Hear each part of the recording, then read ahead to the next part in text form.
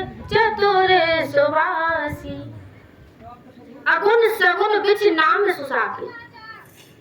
देखिए, वही ब्रह्म साकार रूप में अपने भक्तों के लिए आया है, जो अलग अलग रूप धारण किए हैं, लेकिन ब्रह्म एक है, वो अलग नहीं है। राम नाम वही ब्रह्म है। तो हमें साकार का सहारा लेकर हमें उस परमात्मा तक पहुंचना है, क्योंकि कहा है कि एक ही साधे सब सदे और सब साधे सब जाए। यदि हम सबको पकड़ेंगे तो हमारे हाथ कुछ नहीं लगेगा, इसीलिए हम एक को पकड़े और एक को पकड़कर ही हम उस परमात्मा तक पहुंच पाएंगे। यदि हम सबको पकड़े रहेंगे तो हमारा जीवन पकड़े पकड़े समाप्त हो जाएगा और कुछ हाथ नहीं लगेगा, और फिर बाद में हम पछताएंगे। फिर जब पछताने से क्या होता है, चिड़िया चुग गई खेत। इसीलिए यदि हम समय रहते उसको हम समझ लें तो ज्यादा सही है। नहीं तो जीवन तो निकल ही रहा है, वो तो रुकेगा नहीं। बुढ़ापा आ गया, बचपन जवानी कैसे निकल जाती है। यदि हम समय रहते उसको समझ ले, उस नाम को धारण कर ले। ये बढ़त इसलिए है कि जितना जल्दी हो सके उस नाम को हम अपने में धारण करें। और हमेशा देखिए, अभिमान कभी नहीं होना चाहिए। लोग सोचते हैं कि हम नाम जप करते हैं, हमसे बढ़कर कोई है ही नहीं, कोई भक्ति वाला है ही नहीं, हम जितना पूजा पाठ करते हैं। तो देखिए, अभिमान, भगवान कहते हैं कि मोह कपट छल छिद्र न भागा। यदि नाम जप करना है तो प्रेम के साथ, भक्ति के साथ जप करें, और जब प्रेम हो जाएगा, क्योंकि कहा भी है, जाने बिन न होए प्रतीति, बिन प्रतीत न होए प्रीति। यदि हम भगवान को जानेंगे नहीं तो प्रेम नहीं होगा। इसीलिए सबसे पहले तो हमें जानना है। कोई भी इंसान हो, यदि हम उसका नाम बता रहे, उसको जानते नहीं है, तो उससे प्रेम नहीं होगा। उसी प्रकार भगवान को जानने के लिए हमें सत्संग करना पड़ेगा, तभी हम उनको जान पाएंगे। और जब जान लेंगे, जब उनसे प्रेम हो जाएगा, तो नाम जप में देखिए कितना आनंद आता है। और जब प्रेम हो जाएगा, जब भक्ति के साथ हम उस नाम को जप करेंगे, तो फिर वो कह नहीं सकते कि अंदर से कैसे महसूस होता है। तो महाराज, नाम जप करिए, लेकिन अहंकार मत लाइए। नानक जी कहते हैं, नानक नन्हे होए रहे जैसे दुर्वा धूप, और बड़ी बड़ी बह जात है छोटी खूब की खूब। जैसे दूरबा होती है, दूबा वो लगी रहती है, बारिश होती है, आंधी आती है, तो वो बड़ी बड़ी दूबा तो बह जाएगी, लेकिन जो छोटी छोटी होती है उसका कुछ नहीं बिगड़ता। इसीलिए हमें छोटे बनकर रहना है, हमें बड़ा बनकर रहना ही नहीं है। क्योंकि यदि परमात्मा के सामने हम छोटा बनकर रहेंगे तो ही हमें प्रेम हो पाएगा, तो ही भक्ति जागृत हो पाएगी, तो ही हम ब्रह्म तक पहुंच पाएंगे। नहीं तो अहंकार की वजह से हमारा पतन तो होना निश्चय है। इसीलिए छोटा बनकर रहें। और देखिए, जब ग्रहण लगता है तो सूर्य चंद्रमा में ही लगता है। छोटे छोटे तारे होते हैं, उनमें कभी ग्रहण नहीं लगता, क्योंकि छोटे हैं।